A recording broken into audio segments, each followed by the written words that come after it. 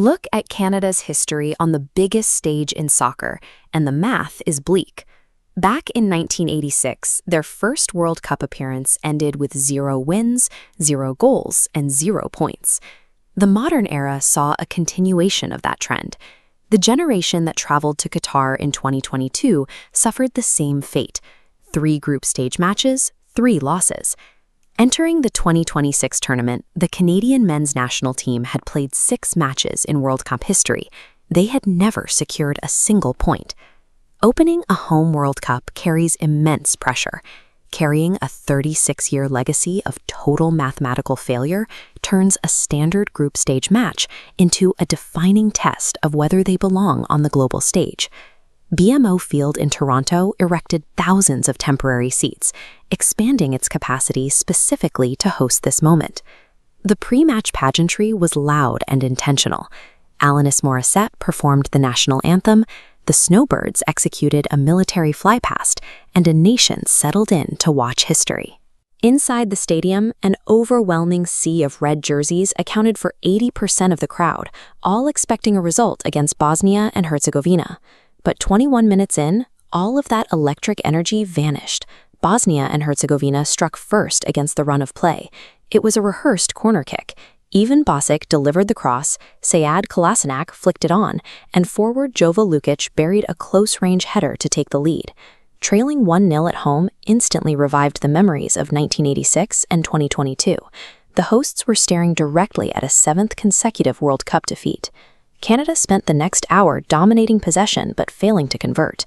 Promising passing sequences repeatedly dissolved right at the edge of the penalty area. Their biggest attacking threat in the starting lineup, Jonathan David, missed a glaring first-half opportunity that left manager Jesse Marsch in agony on the touchline. Meanwhile, Bosnia and Herzegovina maintained a disciplined structure. They absorbed the Canadian attacks with a compact defensive line built to protect their narrow advantage. The frustration peaked 8 minutes into the second half. Richie Larin fired a goal-bound shot, only for Kolasinac to intervene with an extraordinary block, deflecting the ball onto the crossbar.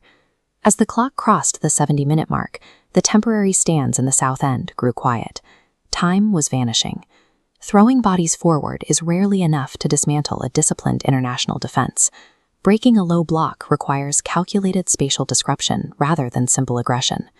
In the 76th minute, Marsch moved away from the starting plan and made a direct tactical intervention. He substituted in Cyle Larin. Larin was a key figure from the qualifying cycle who had been left on the bench and stepped onto the grass with significant pent-up frustration. Marsch gave him a simple mandate before he entered: skip the intricate build-up, get straight into the box, and finish.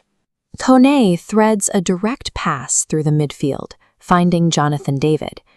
David instantly flicks the ball into the penalty area to Larin, who rolls his marker. Without a touch, Larin volleys. The ball clips a defender and slides into the net.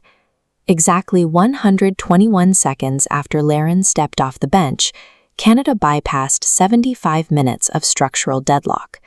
One specific personnel change converted raw possession into a clinical finish. The stadium erupted. The Canadian substitutes poured onto the pitch, releasing decades of accumulated tension in a single burst of relief. They then had to weather the inevitable pushback.